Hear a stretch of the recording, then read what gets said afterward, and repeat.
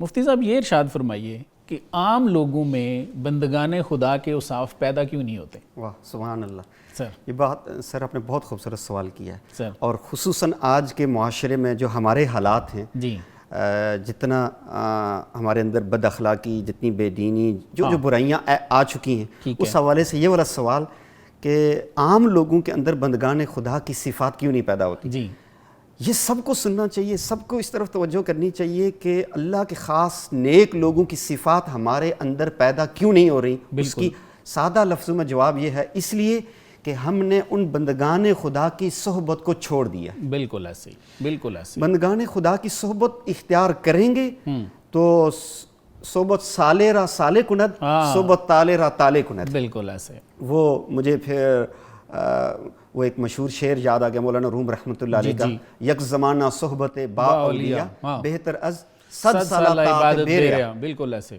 یہ حضرت مولانا حکیم الامت مولانا اشرف علی تھانوی رحمۃ اللہ علیہ کے پاس کسی نے جا کے یہ سوال کیا کہ مولانا روم رحمۃ اللہ علیہ کا یہ جو شعر ہے نا، یہ مجھے کوئی بہت زیادہ لگتا ہے کہ اس کے اندر افراد و تفرید کا معاملہ کیا گیا ہے، یعنی کہ ایک لمحے کی صحبت اور بے ریا عبادت کی بات کی گئی ہے۔ اللہ اکبر۔ تو حکیم الامت رحمۃ اللہ علیہ نے بڑی عجیب بات فرمائی کہ اس شعر کو میں پڑھوں تو فرمایا کہ یک زمانہ صحبت با اولیاء بہتر از لکھ سالہ طاعت بے ریا۔ سبحان اللہ، واہ واہ، انہوں نے بڑھا دیا انہوں نے اور بڑھا دیا کہ 1000 سالات کی بات، انہوں نے لاکھ سال کی بات کر دی۔ انہوں نے کہا حضرت مجھے 1000 سال کی بات سمجھ نہیں آ رہی تھی، آپ نے لاکھ سال کی بات ارشاد فرما دی۔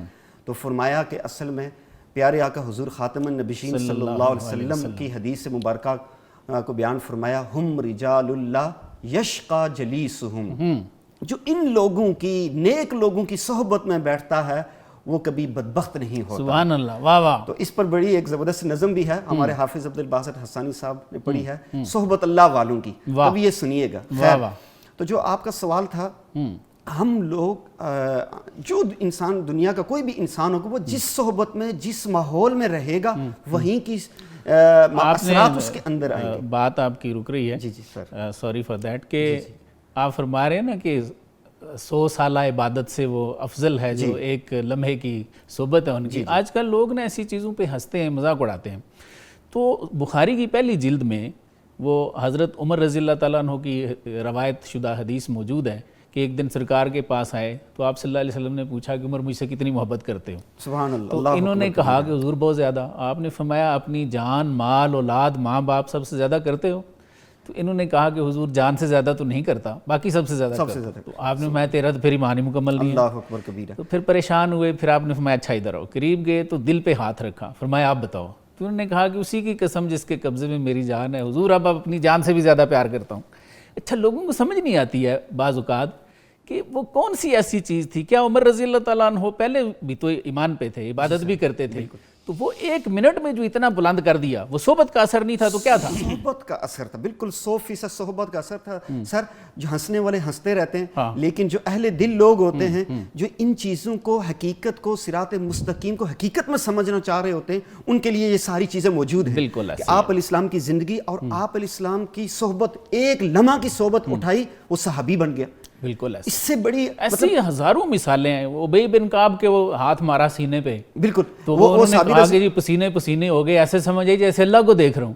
تو یہ فیضان نظر تھا، مکتب کی کرامت کی صحبت کا کام تھا سارا، اور کیا تھا؟ صحبت کا۔ آج لوگ ہنستے ہیں ان چیزوں پہ۔